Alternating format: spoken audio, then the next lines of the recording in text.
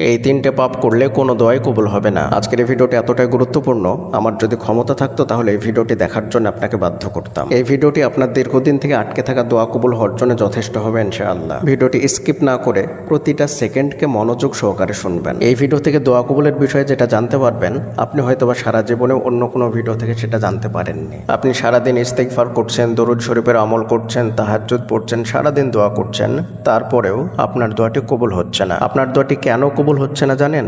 তার কারণ হচ্ছে আপনি হয়তোবা এই তিনটে পাপের কোনো একটা পাপ করছেন, যার কারণে আপনার দোয়াটি কবুল হচ্ছে না। কিন্তু দুঃখের বিষয় হলো আপনি হয়তোবা বুঝতেই পারছেন না এই তিনটে পাপের কোনো একটা পাপ আপনার দ্বারা হয়ে যাচ্ছে প্রতিনিয়ত। আপনি যদি সত্যি বুঝতে পারতেন এই তিনটে পাপের কোনো একটা পাপ আপনার দ্বারা প্রতিনিয়ত হচ্ছে, তাহলে হয়তোবা আপনি অনেক আগেই সে পাপগুলো ছেড়ে দিতেন। কিন্তু আপনার না জানার কারণে আপনি সে পাপটাও ছাড়তে পারছেন না এবং আপনার দোয়াও কবুল হচ্ছে না। আপনি শত আমল করেও দোয়াটি কবুল করাতে পারছেন না। যাদের দোয়া কবুল হয় না তারাই একমাত্র বুঝতে পারেন দোয়া কবুল না হওয়ার যন্ত্রণা কত বেশি। একজন মানুষ যখন কঠিন বিপদে পড়েন, তার দোয়াটা কবুল হওয়াই লাগবে এমন পরিস্থিতি চলে আসে, তখনই কিন্তু সেই ব্যক্তি আল্লাহর দরবারে হাত তোলেন। কিন্তু হাত তুলেই যাচ্ছেন, দোয়া করেই যাচ্ছেন, আমল করেই যাচ্ছেন, তারপরে দোয়া কবুল হচ্ছে না। সেই সময় অনেক বেশি কষ্ট হয়। এই কষ্টটা পৃথিবীর কাউকে বোঝানো যায় না, কাউকে বলা যায় না, বা কারোর সঙ্গে শেয়ার করা যায় না। আবার আমাদের জীবনে এমন কিছু চাওয়া থাকে যে চাওয়াগুলা, যে দোয়াগুলা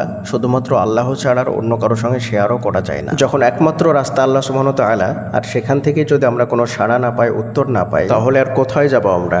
আমাদের কাছে আর বিকল্প কিছুই বাকি থাকে না। রাত্রে উঠে তাহাজ্জুদ সালাতের সিজদায় আল্লাহর দরবারে দোয়া করছেন, চোখের পানি ফেলে আল্লাহর দরবারে চাইছেন, তারপরেও দোয়াটি কবুল হচ্ছে না। সারাদিন উঠতে বসতে চলতে ফিরতে সবসময় মুখে ইস্তেগফার পড়ছেন, ইস্তেগফারের আমল করছেন, তারপরেও সেই কাঙ্ক্ষিত দোয়াটি কবুল হচ্ছে না। পাপ এমন একটি জিনিস, পাপের দ্বারা তো আখিরাত বরবাদ হয়ে যায়, সঙ্গে দুনিয়াটাও এলোমেলো হয়ে যায়। কম বেশি সব পাপেরই আসার দুনিয়াতে পড়ে এবং আখিরাতে জাহান্নাম তো থাকেই। এর মধ্যে কিছু মারাত্মক পাপ আছে যেই পাপগুলার শাস্তি আপনি দুনিয়াতে 100% পাবেন, পাবেন।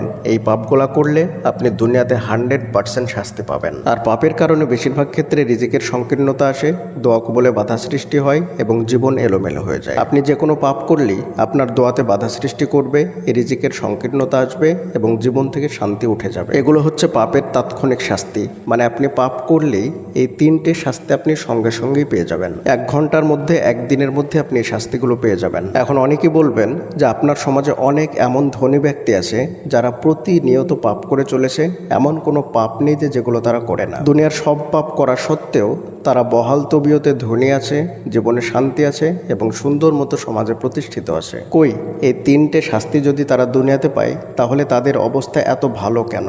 এই প্রশ্নটা তো অনেকেই করেন বা অনেকের মনের মধ্যে আসে। আমি আপনাকে বলবো, সেই ব্যক্তিও শাস্তি পাচ্ছে, আপনি হয়তো সেটা দেখতে পাচ্ছেন না। আমি আপনাকে সেগুলো ধরিয়ে দিচ্ছি, আপনি মিলিয়ে দেখে নিন সেই ব্যক্তি এই শাস্তিগুলো পাচ্ছে কি পাচ্ছে না। 1 নম্বর হচ্ছে দোয়ায় বাধা সৃষ্টি হওয়া। আপনি কি জানেন সেই ব্যক্তি কি দোয়া করছেন বা তার দোয়া কবুল হচ্ছে কি হচ্ছে না? আমরা কেউ কারো দোয়ার বিষয়ে জানি না, তাই সেই ব্যক্তির দোয়া কবুল হচ্ছে কি হচ্ছে না সেটা আপনি আদৌ জানেন না। এমনও তো হতে পারে সেই ব্যক্তির এমন একটা জিনিস প্রয়োজন, দীর্ঘদিন থেকে দোয়া করছে কিন্তু তার দোয়া কবুল হচ্ছে না, আপনি সেটা জানেনই না। 2 নম্বর বিষয় হচ্ছে রিজিকের সংকীর্ণতা। এখানে আমাদেরকে একটা বিষয় স্পষ্টভাবে বুঝতে হবে, রিজিক মানে শুধুমাত্র বাহ্যিক সম্পদ নয়। রিজিক মানে হচ্ছে বাধ্য সন্তান, বাধ্য স্ত্রী। রিজিক মানে হচ্ছে অন্তরের শান্তি। রিজিক মানে হচ্ছে আমরা যে খাদ্য গ্রহণ করি সেটাও। আপনি প্রতিটা ধনী ব্যক্তির ক্ষেত্রে দেখবেন তার কাছে হাজারো টাকা থাকে, হাজারো সম্পদ থাকে, কিন্তু সে তার মন মতো খাবার গ্রহণ করতে পারে না, খেতে পারে না। তার ডাইনিংয়ে, তার ফ্রিজে হাজার রকমের ভালো ভালো খাবার থাকলেও সে তার মন মতো খাবার গ্রহণ করতে পারে না, খেতে পারে না। চাইলে আপনার মতো আমার মতো বিরিয়ানি পোলাও খেয়ে তৃপ্তির ঢেকুর তুলতে পারে না, চাইলে সে গরুর মাংস খেতে পারে না। অন্য একজন ব্যক্তি গরিব, তার কাছে টাকা নেই বলেই সে খেতে পারছে না। তাহলে ধনী ব্যক্তি এবং গরিব ব্যক্তির মধ্যে পার্থক্য কি? একজনের কাছে থাকা সত্ত্বেও খেতে পারছে না, আর একজনের কাছে নেই তাই খেতে পারছে না, কিন্তু দুজনেই খেতে পারছে না। গরিব ব্যক্তি এই তীব্র গরমে রাত্রে ঘুমাতে পারছে না, বারবার ঘুম ভেঙে যাচ্ছে। অন্যদিকে ধনী ব্যক্তির সুন্দর বিছানা, রুমের মধ্যে এসি থাকা সত্ত্বেও রাত্রে ঘুম আসছে না। তাহলে এই ধনী ব্যক্তি এবং গরিব ব্যক্তির মধ্যে কোনো পার্থক্য থাকলো? দুজনেই কিন্তু রাত্রিবেলায় ঘুমোতে পারছে না। আবার অন্যদিকে আর একজন যুবক সারা রাত্রি একটার পর একটা মেয়ের সঙ্গে চ্যাটিং করছে, ফোনে কথা বলে রাত্রিটাকে পার করে দিচ্ছে, ঘুমোতে পারছে না। ফজরের সময় গিয়ে ঘুমোচ্ছে এবং দুপুরবেলায় গিয়ে ঘুম ভাঙছে। ভাঙছে, না তো তার ক্যারিয়ার আছে, না তো তার পড়াশোনা আছে। এভাবেই তার প্রতিটা রাত্রি কেটে যাচ্ছে। আমরা বাহ্যিকভাবে দেখতে পাচ্ছি এই ব্যক্তিও, এই যুবকও কিন্তু শান্তিতে আছে। সে অনেকগুলা গার্লফ্রেন্ড নিয়ে ঘুরছে, সারাদিন ঘুমিয়ে থাকে, রাত্রিবেলায় গার্লফ্রেন্ডের সঙ্গে কথা বলে, চেটিং করে, কিন্তু 3জন ব্যক্তি রাত্রিবেলায় ঘুমোতে পারছে না। এখন হয়তো সে যুবক আছে, তার শরীরে যৌবনের রক্তের জোর আছে, তাই তার শরীরে কোনো প্রভাব পড়ছে না। কিন্তু আজ থেকে 5-10 বছর পরে দেখবেন যে কোনো না কোনো একটা মারাত্মক রোগ হয়ে তার দুনিয়াও গেল এবং আখেরাত তো আগেই সে হারিয়েছে। 3 নাম্বার হচ্ছে অন্তরের প্রশান্তি উঠে যাবে। আপনি প্রত্যেকটা ধনী ব্যক্তিকে দেখবেন যে রাত্রিবেলায় ঘুমের ঔষধ না খেলে তার ঘুম হয় না। তার কাছে বাহ্যিকভাবে প্রচুর সম্পদ থাকলেও অসংখ্য জায়গায় তার ঋণের বোঝাই সে টেনশনে বাঁচতে পারে না। তার স্ত্রী কথা শুনে না, অবাধ্য। তার সন্তানগুলা কথা শুনে না, অবাধ্য। যে যুবক, যে যুবতী 5টা-10টা গার্লফ্রেন্ড নিয়ে ঘোরে, সে যুবক যুবতীরও অন্তরে প্রশান্তি থাকে না। সে বয়ফ্রেন্ড গার্লফ্রেন্ডগুলোকে হ্যান্ডেলিং করতে করতেই তাদের দিন চলে যায়। ব্যক্তিগত জীবনে কোনো কিছুই উন্নতি করতে পারে না, না তো পড়াশোনায় ফোকাস দিতে পারে, না তো ক্যারিয়ারে ফোকাস দিতে পারে, কিছুই করতে পারে না। এই টেনশনে অনেক এমন দিন যায় যে তাদেরকেও ঘুমের ঔষধ খেয়ে ঘুমোতে হয়। এগুলো ঘটবে, আল্লাহ সুবহানাহু ওয়া তাআলা বলছেন। এরপরেও 2-1জন ব্যক্তি এমন থাকতে পারে যে যাদের ক্ষেত্রে হয়তোবা এই শাস্তিগুলো আসে না। এখন আপনি 2-1জন ব্যক্তিকে দেখে এটা তো বলতে পারেন না যে কই, তারা তো শাস্তি পাচ্ছে না। দেখুন, 10তলা বিল্ডিং এর উপর থেকে যদি কেউ ঝাঁপ দেয় তাহলে সে মরবে, এটা গ্যারান্টি। এখন একজন ব্যক্তি 10তলা বিল্ডিং এর উপর থেকে ঝাঁপ দেওয়ার পরেও সে বেঁচে গেল, তার শরীর অক্ষত থাকলো। এটা দিয়ে তো আপনি আর বলতে পারেন না যে 10তলা বিল্ডিং এর উপর থেকে ঝাঁপ দিলে কিছুই হবে না। পাপ করলে দুনিয়াতেই তাৎক্ষণিকভাবে তার উপরে প্রভাব পড়বে, শাস্তি নেমে আসবেই। এটাই সত্য, এটাই বাস্তব। এর মধ্যে 3টে পাপ এমন মারাত্মক, যেই পাপ 3টে করলে দোয়াতে বাধা সৃষ্টি হবেই 100%। আপনি 3টে পাপের কোনো একটা পাপ করলেও আপনার দোয়া কবুল হবে না, আপনার দোয়া সরাসরি বাধা সৃষ্টি হবে। 1 নম্বরে হচ্ছে হারাম রিজিক ভক্ষণ করা, হারাম খাদ্য ভক্ষণ করা। আপনি যদি কোনোভাবে হারাম উপার্জন করেন, হারাম টাকায় কেনা পোশাক পরেন, হারাম টাকায় কেনা খাদ্য ভক্ষণ করেন, হারাম উপার্জনের মধ্যে যদি আপনি লালিত পালিত হন, বেড়ে ওঠেন, তাহলে আপনি যেমনই দোয়া করুন না কেন, আপনার কোনো দোয়াই কবুল হবে না। আপনি যতই দোয়া করুন না কেন, আপনার কোনো দোয়াই কবুল হবে না যদি আপনি হারামের মধ্যে থাকেন বা হারাম খাদ্য ভক্ষণ করেন। এ বিষয়ে প্রসিদ্ধ একটা হাদিস আছে যে একজন ব্যক্তি মরুভূমির মাঝখানে হারিয়ে যায়, তার সাওয়ারি, খাদ্য পানি সবকিছু হারিয়ে ফেলে। এমত অবস্থায় সে আল্লাহর দরবারে হাত তুলে দোয়া করে, ইয়া রব, ইয়া রব, ইয়া রব, এই বলে সে দোয়া করতে থাকে। কিন্তু আল্লাহ সুবহানাহু ওয়া তাআলা বলে যে তোমার দোয়া কিভাবে কবুল হতে পারে? তুমি যে পোশাক পরে আছো সেটা হারাম, তুমি যে খাদ্য ভক্ষণ করেছো সেটা হারাম, তুমি যেভাবে লালিত পালিত হয়েছো সেটা হারামের মধ্যে। এমত অবস্থায় তোমার দোয়া কিভাবে কবুল হতে পারে? হারাম ভক্ষণ করা, হারামের মধ্যে লালিত পালিত হওয়া, হারাম টাকায় কেনা পোশাক পরা, হারাম টাকায় পড়াশোনা করা, এক কথায় আপনি যদি হারাম কামাইয়ের মধ্যে বেড়ে ওঠেন তাহলে আপনার দোয়া কোনোভাবেই কবুল হবে না, কোনো দোয়াই আপনার কবুল হবে না। হাদিসের মধ্যে এসেছে 3 শ্রেণীর ব্যক্তির দোয়া আল্লাহ তাআলা ফেরত দেন না, তার মধ্যে একটা কিন্তু মুসাফির। এই ব্যক্তি মুসাফির হওয়ার সত্ত্বেও আল্লাহ তাআলা কিন্তু তার দোয়া কবুল করছেন না, শুধুমাত্র হারাম রিজিকের কারণে। একজন সাহাবা রাসূলুল্লাহ সাল্লাল্লাহু আলাইহি ওয়াসাল্লামকে বললেন, আমি মুস্তাজাবুদ দাওয়া হতে চাই। রাসূলুল্লাহ সাল্লাল্লাহু আলাইহি ওয়াসাল্লাম বললেন, তুমি হালাল রিজিক ভক্ষণ করো। এখান থেকে স্পষ্ট, আপনি যদি হারাম রিজিক ভক্ষণ করেন তাহলে আপনি মুস্তাজাবুদ দাওয়া হতে পারবেন না। মুস্তাজাবুদ দাওয়া হলো সেই ব্যক্তি হাত তোলার সঙ্গে সঙ্গে যার দোয়া কবুল হয়ে যায়, তাকে মুস্তাজাবুদ দাওয়া বলা হয়। 2 নম্বরে যে পাপটির কথা বলবো সেই পাপটি হচ্ছে ভয়ঙ্কর পাপ,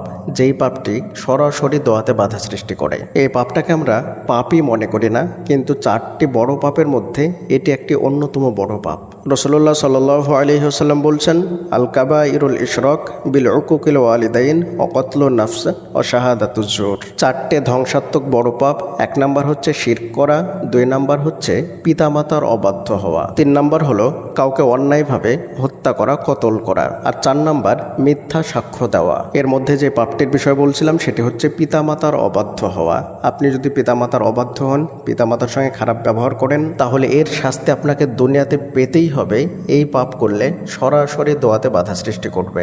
কোরআন মাজিদে সূরা বানী ইসরাঈলের মধ্যে আল্লাহ সুবহানাহু ওয়া তাআলা বলছেন যে তোমরা পিতামাতার সঙ্গে শব্দটুকু করো না। আমরা অনেক সময় পিতামাতার ব্যবহারে বিরক্ত হয়ে এমন বলি না যে বাবা এমনটা বলো না তো, মা এমনটা করো না তো। এই যে মুখ থেকে শব্দটা বের করি, এটাই আপনার জীবন ধ্বংসের জন্য যথেষ্ট। তারা যেমনই হোক, তাদের সঙ্গে আপনাকে সর্বদা উত্তম আচরণ করতে হবে, ভালো আচরণ করতে হবে। এমনকি পিতামাতা যদি অমুসলিমও হয় তারপরেও পিতামাতার সঙ্গে আপনাকে ভালো ব্যবহার করতে হবে। হ্যাঁ, তারা যদি আপনাকে আল্লাহর বিধানের ক্ষেত্রে বাধা সৃষ্টি করে তবে তাদের কথা মান্য করা যাবে না, কিন্তু দুনিয়াবী ক্ষেত্রে তাদের বাধ্য হয়ে আপনাকে চলতে হবে, তাদের কথা শুনতে হবে। কিন্তু আল্লাহ যে বিষয়ে বলেছেন বা যে বিষয়ে নিষেধ করেছেন সে বিষয়ে যদি হস্তক্ষেপ করে তাহলে সেখানে তাদের কথা মান্য করা যাবে না। 3 নম্বরে যেই পাপটি দোয়াতে বাধা সৃষ্টি করে সেটি হচ্ছে জেনা করা, হারাম রিলেশনে থাকা, হারাম সম্পর্কে থাকা। এই জেনা সম্পর্কিত যতগুলো পাপ আছে এই পাপ যদি আপনি করেন, এর সঙ্গে যদি আপনি জড়িত থাকেন তাহলে আপনার দুনিয়াকে তাবাহ করে দেবে, বরবাদ করে দেবে। আপনি একদম নিঃশেষ হয়ে যাবেন, আপনার কোনো অস্তিত্বই থাকবে না পৃথিবীতে। জেনা সম্পর্কিত পাপ হচ্ছে প্রেম, ভালোবাসা, অশ্লীল ছবি দেখা, মাস্টারবেশন করা, পরকিয়া করা, সরাসরি কোনো মহিলার সঙ্গে ফিজিক্যাল সম্পর্ক করা, এই সব কিছুই কিন্তু জেনার অন্তর্ভুক্ত। আমরা শুধুমাত্র মনে করি যে সরাসরি ফিজিক্যাল করাটাই হচ্ছে জেনা, আর বাকি যেগুলো আছে সেগুলো কোনো সমস্যা নেই। কিন্তু এই প্রত্যেকটা পাপে আপনাকে দুনিয়াতে ধ্বংস করে দেবে, আর আখেরাতে তো ভয়ঙ্কর জাহান্নাম আপনার জন্য অপেক্ষা করছে। এই প্রত্যেকটা পাপে আপনার দৈনন্দিন জীবনের গতিবিধিকে বাধা সৃষ্টি করে, এতটাই ভয়ঙ্কর পাপ। আপনার জীবনের প্রত্যেকটা বিষয়ে বাধা সৃষ্টি করবে। পড়াশোনায় ঠিকঠাক মতো মনোযোগ দিতে পারবেন না, ক্যারিয়ারে মনোযোগ দিতে পারবেন না, ব্যবসা বাণিজ্য করতে পারবেন না, বিয়ে শাদীর ক্ষেত্রে বাধা সৃষ্টি হবে, ফ্যামিলিতে সমাজে আত্মসম্মান থাকবে না, দোয়াতে মনোযোগী হতে পারবেন না। দোয়া তো আপনি প্রত্যেক দিনই করবেন কিন্তু আল্লাহর প্রতি ভরসা করতে পারবেন না। এই পাপগুলোর কোনো একটা করলেই শয়তান আপনার অন্তরে বাসা বেঁধে নেবে, শয়তান আপনার অন্তর থেকে আর কখনোই নড়বে না। প্রতিনিয়ত শয়তান আপনার অন্তরে অস্বস্তি দিতে থাকবে।